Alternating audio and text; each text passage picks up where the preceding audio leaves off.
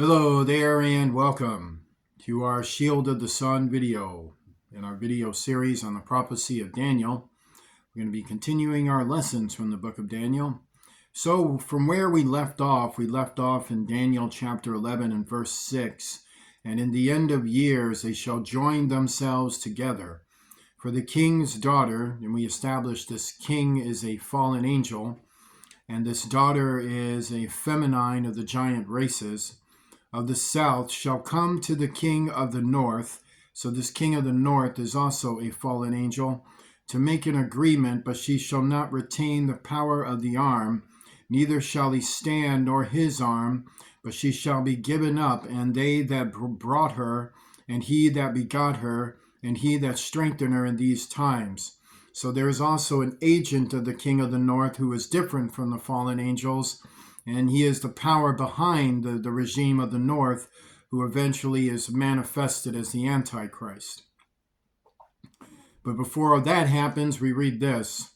But out of a branch of her roots shall one stand up in his estate, which shall come with an army, and shall enter into the fortress of the king of the north, and shall deal against them, and shall prevail. So this is believed to be the forces of the Antichrist muscling his way on both ends, but he is aligned temporarily with the king of the north before he takes his regime. And shall also carry captives into Egypt their gods with their princes and with their precious vessels of silver and of gold. So remember, this is about the fallen angels and being led into a place called Egypt, where Egypt in the future is a nation that is ruled by fallen angels. Hence, it's a fallen angel war. It's a remote war where in our temporal existence today, these wars do go on, but they're unseen. You cannot see them. Or in the future, these wars are out in the open and seen. And he shall continue more years than the king of the north. So the king of the south shall come into his kingdom and shall return into his own land. So that's simply to say about the lasting of the regime that happens between the war initially between the king of the north and the king of the south remains, and the king of the north has different leadership positions that rise up against the singular enemy of the south that is eventually defeated by the Antichrist. So the king of the south shall come into his kingdom and shall return into his own land, whereas the one in the north has a Pacific problem with that among his own people. But his sons shall be stirred up, and now the king of the south has that problem. So who are the sons of the fallen angels? Well, the Bible in Genesis 6 tells you they're giants. And also there you have the Satanists, the heathens. So when a member of mankind decides to serve the fallen angels, they become heathen. They become devotees or devoutees to the fallen angels. So it is talking about his sons. That's to say his giant races and those that follow all of them. But his sons shall be stirred up and shall assemble a multitude of great forces. And one shall certainly come and overflow and pass through. Then shall he return and be stirred up even to his fortress. So it also prophesies that when the king of the south musters these forces and arises them up and has got them out there, he does take hits from the forces of God. So you have this one shall certainly come. So it's telling you that unlike these claims that, the fallen angels will say they're Christ, they're Buddha, they're this, they're that, they're one from the Bible, or they're this, or that. Eventually, a person from the Bible shows up and does various things to fulfill prophecy. And one shall certainly come and overflow and pass through.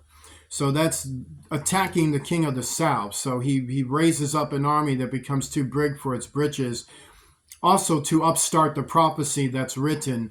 So God keeps the fallen angels and the satanic hordes in line, in check, enabling them to do what they're prophesied to do and stopping them from doing the things that would go beyond prophecy.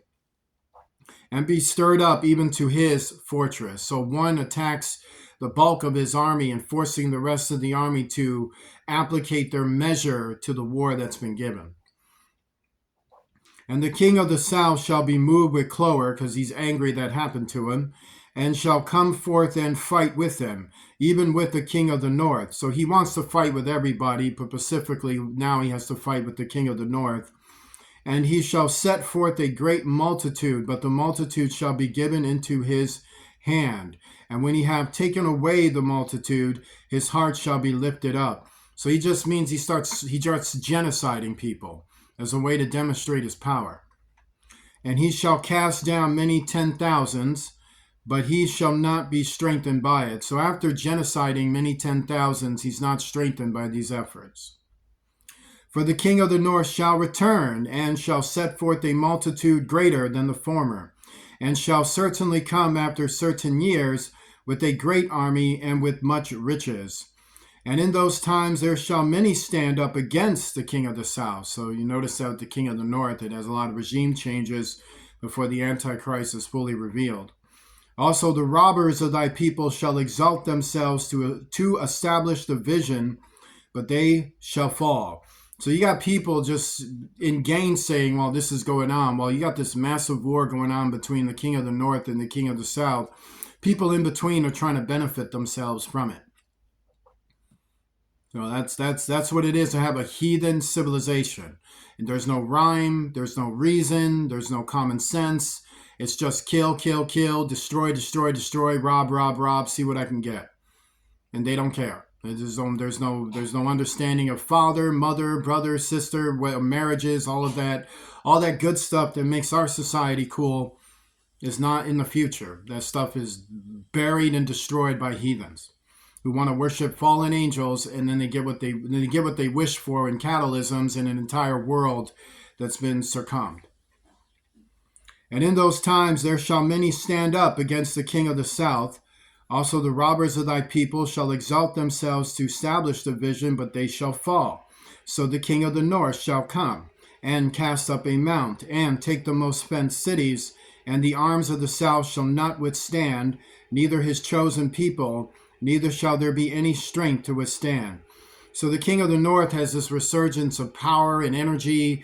He's now taking the reins of his own government, overcoming his rivals. He's sticking it to the king of the south, and he's starting to become stronger and stronger and stronger in the midst of the war. But he that cometh against them shall do according to his own will, and none shall stand before him, and he shall stand in the glorious land, which by his hand shall be consumed. So there's someone still controlling the king of the north from behind the scenes. Whoever that person is at that point is still being guided by the son of the Antichrist, who is Abaddon. And thus he is still doing things to keep control over the regime of the north, and also manipulating things with the king of the south. He shall also set his face to enter with the strength of his whole kingdom. And he is focused on the lands that we call Israel today, because he has prophecy to fulfill there. And upright ones with them, thus shall he do, and he shall give him the daughter of women, corrupting her, but she shall not stand on his side, neither be for him. So daughter of women, what is that? Well, to understand, fallen angels have appointed rulers over humanity. So you got the son of men, you got the daughter of women, you got the father of humanity, you got the mother of the earth, you got this, and that. So they appoint their own followers, whether if they're Nephilim, rather if they're fallen angels, or rather they're heathen, whoever they are, to be persons to represent humanity. Like, can you imagine daughter of women? Like, do you know what it is to be a woman? You have to ask the daughter of women. She was appointed by a fallen angel, by the forces of Satan, to come and tell you all about femininity and the understanding of being a woman. You have to talk to an alien entity to know who a woman is. Well, what's the understanding of man? I'm glad you asked that. For you to understand masculinity, you have to go and ask the what's his name again? The father of men. Or the brother of men. You have to go, he was appointed by a fallen angel, so you have to go ask an alien entity about your masculinity, and then you have to go ask a fallen angel, an alien, about your femininity. How come you two just can't be heathens? And welcome to that future. After this shall he turn his face unto the isles, and shall take away many, but a prince for his own behalf shall cause the reproach offered by him to cease. Without his own reproach, he shall cause it to turn upon him. So to understand, he's playing games. He likes to manipulate things from behind the scenes. So it's telling you there is a figure among them, particularly among the North, who likes to mess around with the king of the North. He likes to mess with his head, with policies, with orders, with the agenda, with the plan. Like, is this the plan? I'm king of the North. I'm gonna do exactly that, and then it changes up, and now you're doing what I need you to do. Or king of the South, yeah, that's what you want to do, and then this happens, and the next thing you know, he's like fornicating with all of his daughters, and then ruling his kingdom through the Nephilim giant, through the feminine entities. So thus he sleeps with feminine aliens and indulges in alien conversation, is an alien himself bodily wise, and then he's about to become all manner of sickening things when he's sent into hell. But to understand, this is what he does. He does intrigues. He likes to play very dangerous political games that result in the genocides and mass murder and destruction of whole entire groups, persons, regions, and lands. Then he shall turn his face toward the fort of his own land, but he shall stumble and fall and not be found. So many times Abaddon falls on his face. So there's many times he has setback after setback after setback, because that's a true God right there. You're just so filled with victory that you always get you're always getting messed up here and getting messed up there, getting beat here, getting beat there, getting beat here. And it's obvious that Abaddon, for all of his power, it's power that was given to him by God. So therefore, he does suffer humiliating defeats, humiliating this, humiliating that, because it's the evidence to the remnants of mankind in the future that whatever you're thinking regarding him, he is not God. He obviously is submitted to prophecy. Then shall stand up in his estate a raiser of taxes in the glory of the kingdom, but within few days he shall be destroyed, neither in anger nor in battle, because I guess Abaddon wasn't having that. And in his estate shall stand up a vile person, to whom they shall not give the honor of the kingdom, but he shall come in peaceably and obtain the kingdom by flatteries. So another one is risen up that will just simply do what Abaddon wants, and thus Abaddon runs it from there. And with the arms of a flood shall they be overflown from before him, and shall be broken, yea, also the prince of the covenant.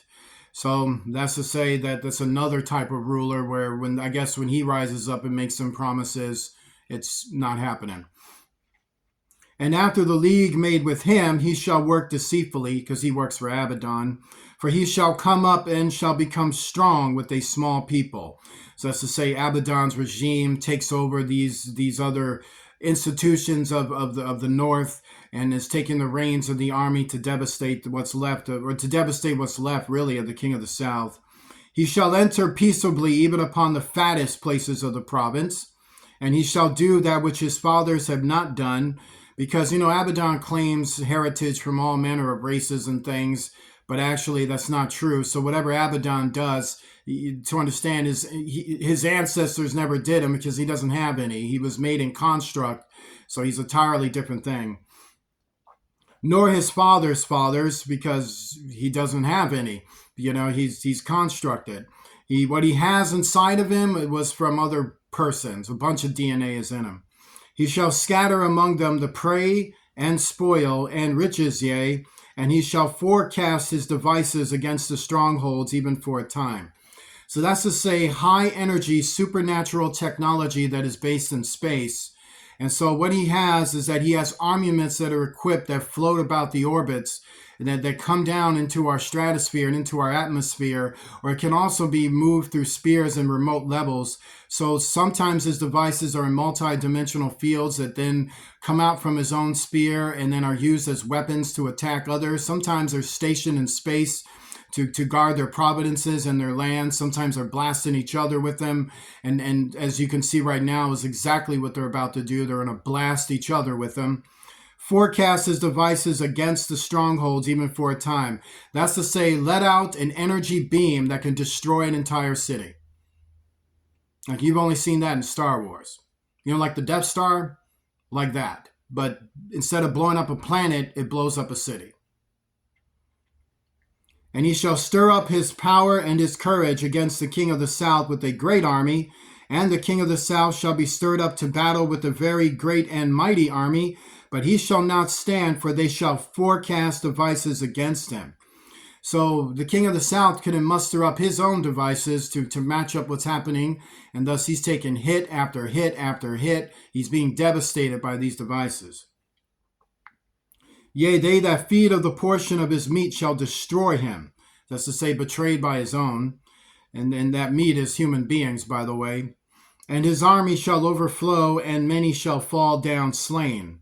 And both these kings' hearts shall be to do mischief, and they shall speak lies at one table, but it shall not prosper, for yet the end shall be at the time appointed.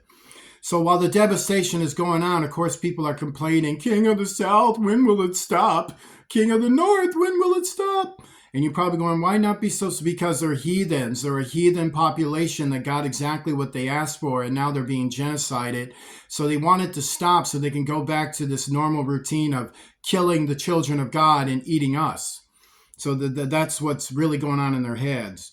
Then shall he return into his land with great riches, and his heart shall be against the holy covenant. That's confirming what I'm saying, that his real intention is, when this is all over, I'm going to start killing the rest of the children of God. And he shall do exploits and return to his own land. At the time appointed he shall return and come toward the south, but it shall not be as the former or as the latter. For the ships of Shittim shall come against him, therefore he shall be grieved. So that's to say, whatever the king of the south has with these ships is like his, among his last primary of defenses to see what he can do. And return and have indignation against the holy covenant, so shall he do. So apparently come against them, therefore he shall be grieved, and return. So they do manage to back him off for a bit. He shall even return and have intelligence with them that forsake the holy covenant.